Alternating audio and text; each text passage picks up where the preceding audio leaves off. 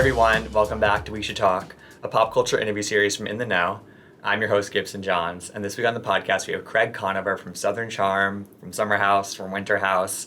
He also has a book coming out called Pillow Talk, What's Wrong with My Sewing, which is out on March 29th. So Craig had a lot to talk about, and he's an open book really. So it was a great interview, and we really jumped into it. We talked about the book and how it's going to delve a lot into those early years of Southern Charm and how he got cast on the show and his relationship with Naomi, and I think it's going to go there and kind of peel back the curtain a bit in a really great way. And then we also obviously talked about all things Summer House season 6 because he's a big part of it with his budding relationship with Paige, and he had some interesting perspective on the show really highlighting some of their drama and not enough of their positive stuff from early in the relationship, which I totally understand. But yeah, he had some good stuff to say about Summer House and also about the Austen, Lindsay, Sierra of it all. He kind of had some interesting tea about that. And yeah, we also touched on the new season of Southern Charm, which you couldn't get into too many specifics about it, but we talked a little about Naomi's return. We talked about sort of that last season being kind of a transitional one and it getting back to sort of the Southern Charm that a lot of people know and love, but also elevated. And yeah, it's a great interview, and Craig had a lot of interesting things to say. So if you watch any of the shows that I mentioned, or if you're a Craig fan, you'll love this interview. So keep listening for my interview with Craig Conover. Pre-order his book, Pillow Talk, What's Wrong with My Sewing, which is out on March 29th. And please rate, review, and subscribe to We Should Talk on Apple Podcasts or wherever you get your podcasts.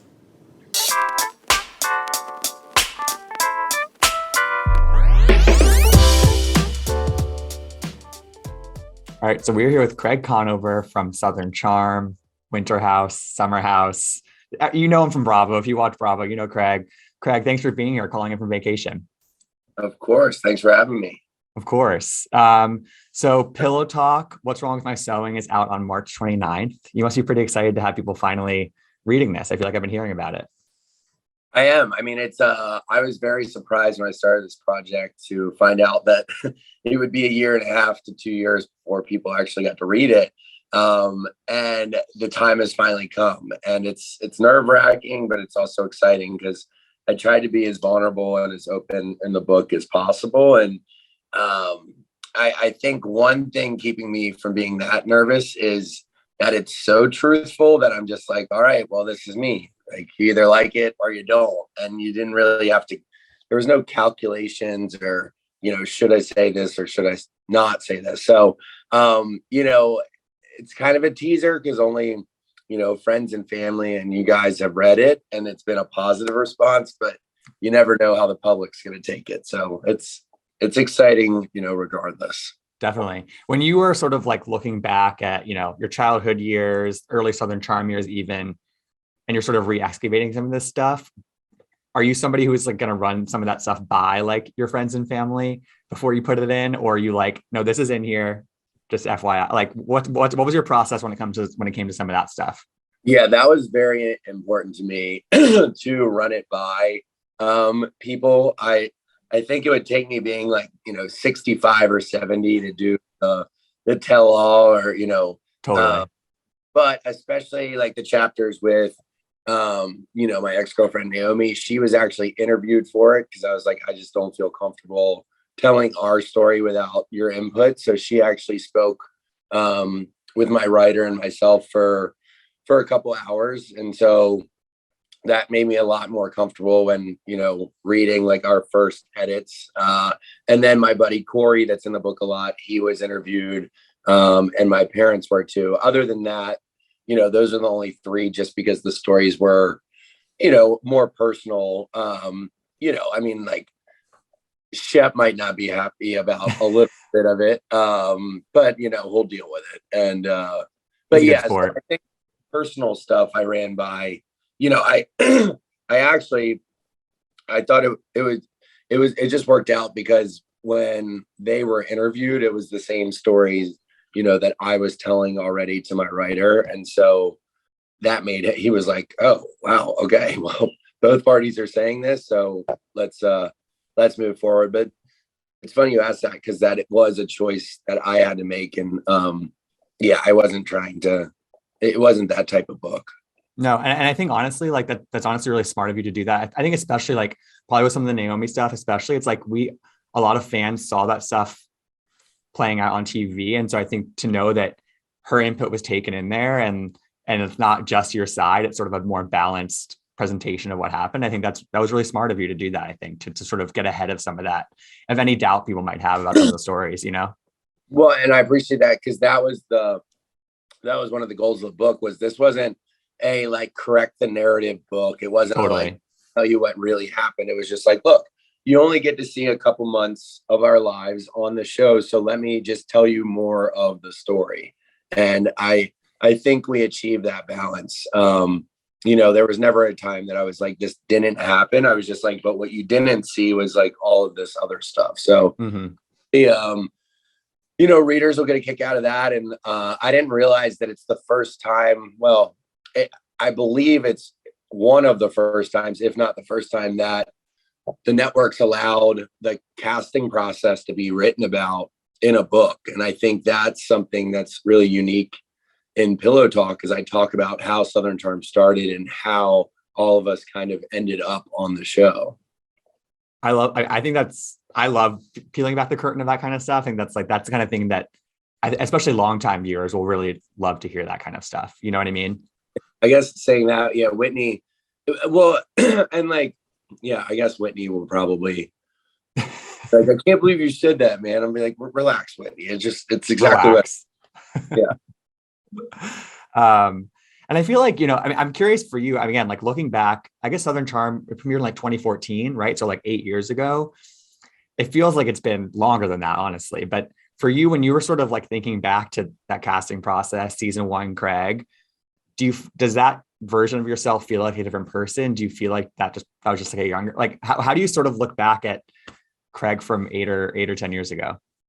I just think that there's just been so much growth, which it's come slowly, but I think a majority of it's come in the last few years. But it's funny. I mean, it's a wild process. A lot of times it sucks or shitty, or you have to leave the country when your show's on at time. And then at other times it's really fun. And it was a remarkable experience to be a part of, and something that, I was never going to pursue, especially living in Charleston. We didn't have, we don't have the production aspect. That's just not like a career basically there. Totally. It's not the industry there. Yeah. Yeah. But I guess deep down, I always wondered what this life would feel like. And so I was definitely really excited to get the chance. And I remember being like, if we just get 3 seasons, at the time, I don't know if Jersey Shore was in their 3rd season or 4th season, but I was like, if we get 3 seasons, that'll make it all worth it. But, seeing how far it's gone now, I just never imagined it. But I think I was a good fit for it. And as, I think I'm really good with the public, and I enjoy meeting people and the philanthropic side. So I've tried to make as much, the most out of having this platform as I could have. And I've had a lot of fun doing it. Yeah. And I think you've taken it in unexpected ways too, which I think is, you're doing it on your own terms, and I think that literally harkens back to the title of your book. You know what I mean? And like, you wouldn't have ever expected that you would have built this whole company and business and had a store, and it's wild. And I think it's really, you're really kind of milking this whole experience for what it's worth, and that's what people should be doing in your position. Yeah, definitely. Like, I was kind of flopping around or floundering around for a couple of years.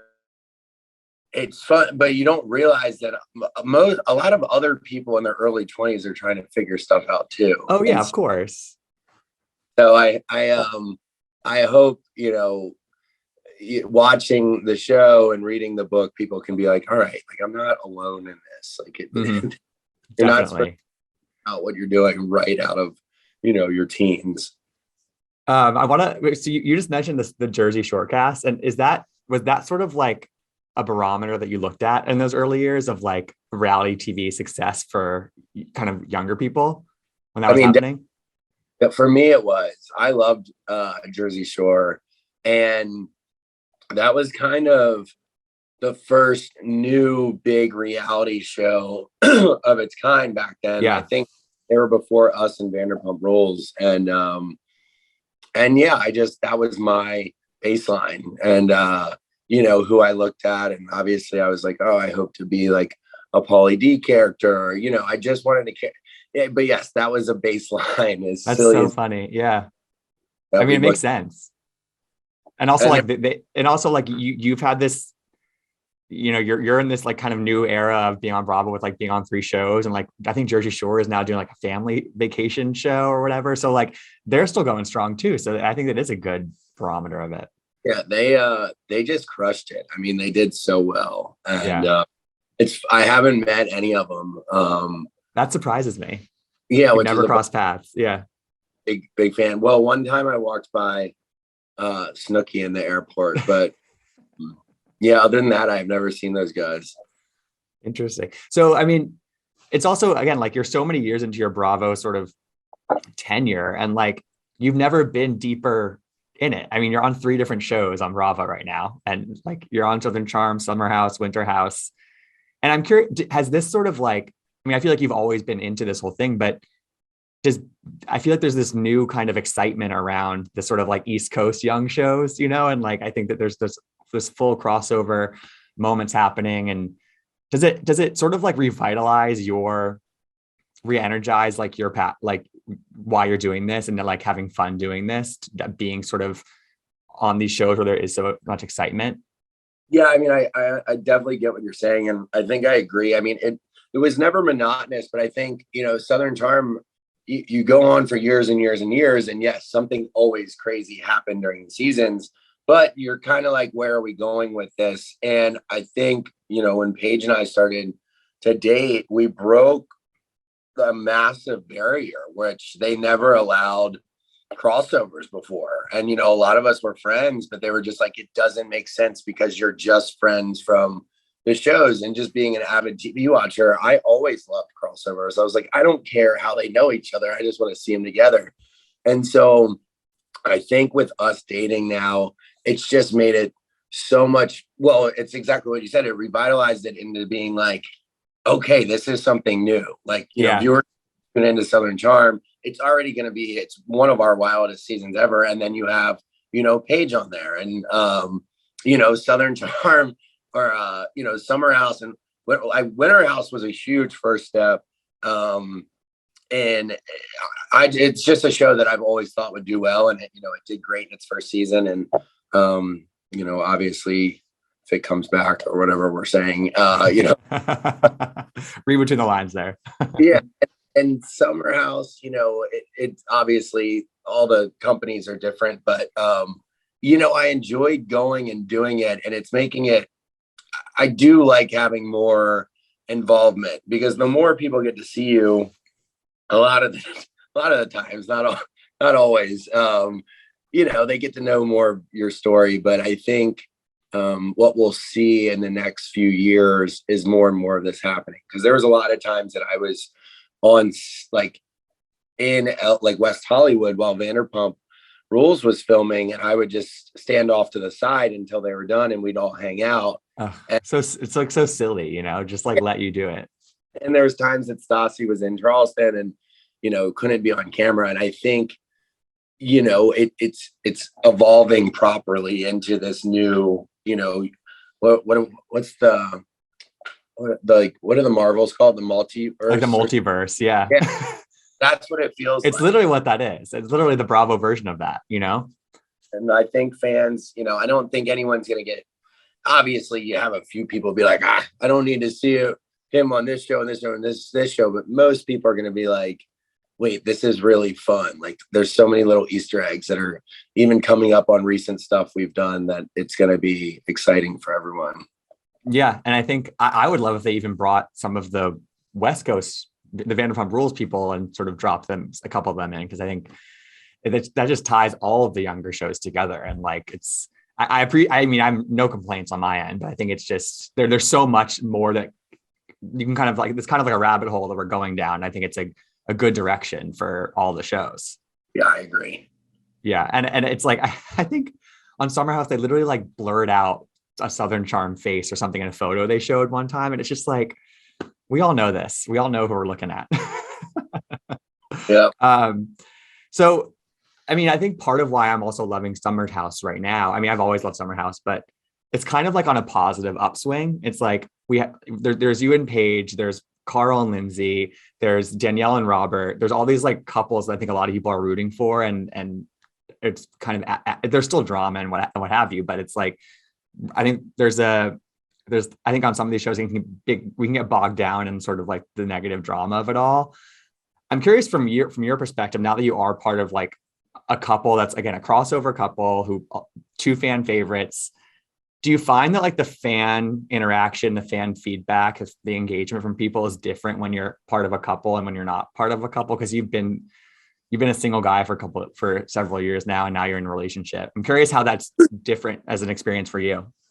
Yeah, I mean, it's funny, but I mean, it's just true. When I'm in a relationship on shows is when I find myself not watching anymore or not reading. Interesting. When it's just me, you can take the edits on the chin and you just say like, whatever. And it's just, you don't have anyone else to like look out for, or just that it's just wild. And I remember, the first time I had a girlfriend on Southern Charm was the first time I stopped watching, that show. And, Paige and I had an incredible summer. And when I visited, it was really just like, let's have some of our Winter House friends come. And we had a ton of fun and stuff. And I understand like, there's gotta be, a roller coaster and a swing, and I'm really happy to be on that upswing now. But the beginning was a little tough because, it doesn't do much to show us laughing and having fun all the time. You only have a certain amount of time to put into the episode. And so, some viewers, and I don't fault them, because if I watched what they were being shown too, I'd have the same opinion.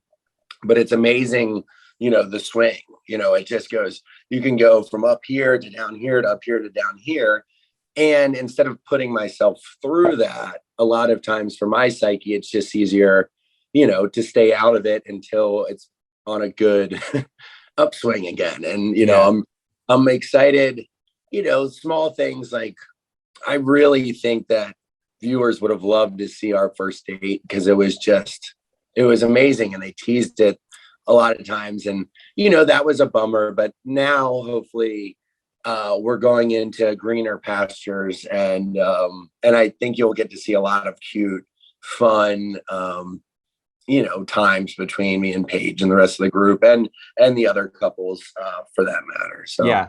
I think one, it's really smart that you pull yourself out of some of the episodes. I mean, like, because I was kind of annoyed that we didn't get to see that full first date, because it was just sort of like a flashback I think they showed or whatever from like that week. But I feel like the way that the beginnings of this courtship has like been presented on the show, do you feel as though it's not being represented correctly, or do you just feel like they're cherry picking the stuff that's a little bit more dramatic?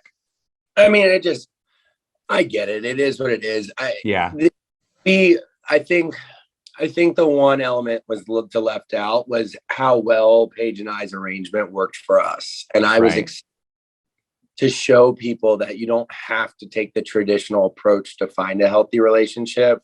A lot of that positivity was eliminated. And so it looks like it was a lot more toxic than it was. And so that was my only disappointment, because I really pride myself on living a non-traditional life, whether it was starting the pillow business and not going straight into law, or like my relationship with Paige, and, she's here on vacation with me. We're having a great time. But I wanted to show people that there was a right way to do it. And obviously, it's not all about us. So they didn't have the time. Yeah, exactly. No, I mean, it is what it is. You can't complain about it. But that was, there was some good messaging in, how we started. So, whatever. That's kind of. Yeah. And that going forward, it's like, there's not much else to mine in terms of the negative, I'm guessing. Your friend Austen gets a lot of heat, especially the past like couple shows he's been on. It's been rough for him on social media. And, I feel like, especially now that like we see Lindsay and Carl together, and, there's been some Watch What Happens Live moments back and forth on both sides. I think that like there's been some daggers thrown, I think, on both ends. What are your thoughts on just that, where everything stands with that right now? Because again, you're great friends with Austen, and he gets, sometimes deservedly he gets put through it, but then sometimes it's a little bit harsh. What do you make of that, and like just how it's affecting him, I guess? I mean, yeah, it sucks to see because, Austin's a great guy. He just does a lot of dumb stuff sometimes. Yeah. And the thing is like, he'll never, and it's funny because I don't know if this sounds crazy to viewers, but he'll just never hold the girls accountable. And he gets himself involved with girls that are smart and calculating, and they steamroll him or bulldoze him. And he just ends up taking all of the shit for what happens. And, like the Watch What Happens with when Lindsay was there, she made him take her. And I remember he called me and I was like, Austen, this isn't smart. I was like, she's coming to try to control the narrative. She's still embarrassed about Winter House. And that's what she's doing. And he's like, dude, she's my friend. She just wants to come support me. And I'm like, how can you not see what's happening? And he's like, she's just sitting in the green room. And of course, she made her way onto the stage to try to intimidate him from answering truthfully. I was very proud of him for answering truthfully. Now everyone says it was harsh, and she's convinced him he could have been more gentle. But if viewers saw what actually happened last year on Winter House, they would have been blown away that she was even there or that they were even friends. And so because he wouldn't say any of this, then Lindsay got to play victim, and, he's still hated by everyone. And it's just kind of there's just a way to, I love that he's authentically himself because that's the only way to do it. But I wish people had more of a full story about a lot of stuff, because they would be a lot more, easy on him. Like, the Madison stuff, how he ended up, it just, yeah, I don't know the answer for him, but then he goes and does dumb stuff like on Summer House. And I find out about that. And we actually didn't talk for like 3 months after he went to Summer House, because he was working through some stuff. And then we make up on, in the beginning of Southern Charm. But everyone goes through their own stuff, and that stuff affects you though. And fortunately he's pulled out, so he doesn't watch or read anymore either. But, there's a reason him and I are best friends. And that, it doesn't always translate, because, it's not a great look for him to come out and be like, oh, well, this is what really happened. But, yeah, I mean, he's just kind of fallen victim to some girls that are great at this. But then unfortunately you have Sierra, who's the sweetest person ever, and, like a little sister to me. And, that's kind of the reason we didn't talk, is because when I found out, what he did to her on Summer House, that wasn't the person I was friends with. So it's a back and forth, sometimes, like Watch What Happens, he didn't do anything wrong, but then he goes and makes out with Lindsay. That's like the most thing to do wrong. So it's kind of whirlwind with him. Yeah, it sounds like it. And I think, I can see how it can be really easy to get carried away when you're in these situations. But I also think, you guys not talking for 3 months, that's big. And I think it's good of you to like not just do a blanket defending of him. It's nice that you can see the nuance in it, depending on what right. kind of part we're in, Keep your wits about you. And he is a really sweet person. And I won't say we like didn't talk at all. We were probably still doing the podcast, but we weren't like, it wasn't the same. Right. Yeah. So, but he's in a good place now, which is good. But yeah, I hear, stuff that happened there. And I was like, oh man, that's not good. Yeah, totally. So swinging over to Southern Charm, I know there's probably not that much you can say about the season that just wrapped filming, but we do know you said we'll see Paige down there. Is it kind of comparable to how much we see you on Summer House to how much we'll see her on Southern Charm, do you think? Yeah, I think so. I mean, Mm-hmm. we're both really good at just like respecting, like this is your thing and this is your Yeah, thing. And not I mean, I would have loved for her to be there for everything. And but yeah, it's a good balance. It's still Southern Charm, it's still your main people, but now Craig has a girlfriend and you get to see, his girlfriend exactly.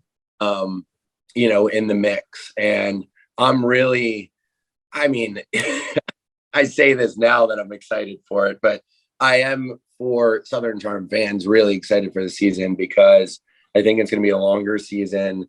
It's very indicative of, like, it resembles OG Southern Charm, like the early years of Southern Charm.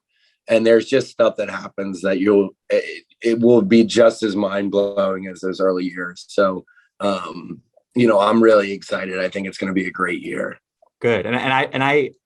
I think that's I'm glad to hear that, because I think that I've never felt more excitement just kind of in the air about Southern Charm in several years. And I think last season, which was, I guess it aired like almost like a year and a half ago or something. It wasn't a bad season. It was just more of a transitional season, I felt, for the show. And I think that now I'm glad to hear that it has transitioned into the show we know and love. And I feel like there's never been, you must feel like there's the excitement in the air for the show in a new way, at least more than the past couple of years. Yeah, I mean, I definitely agree. I mean, the last 2 years or last year, it was just a weird time for everyone, right? Totally. Could figure out how to capture that or film during the show. And then this year, there was no holding back or bars held or whatever. Like, we went right back into it, and we went strong, because a lot of us, it was great. So you'll see a very powerful energy throughout the season. And I hope it looks how I think it's going to look. Right. You never know, but hopefully you get to watch it. Hopefully you allow yourself to watch. That's the barometer. That would be awesome. And then if my parents could watch, that would be a whole. Oh my God. Do they not watch? They can't watch? My mom doesn't, but my mom loved Winter House, which I was surprised. And she was like, I just love seeing you guys have fun. And my dad, but my grandfather watches everything. And I had to remind him, I was like, well, take it with a grain of salt sometimes. He's like, well, I can't hear that well. I just like watching you guys. So okay. That's nice. That's amazing.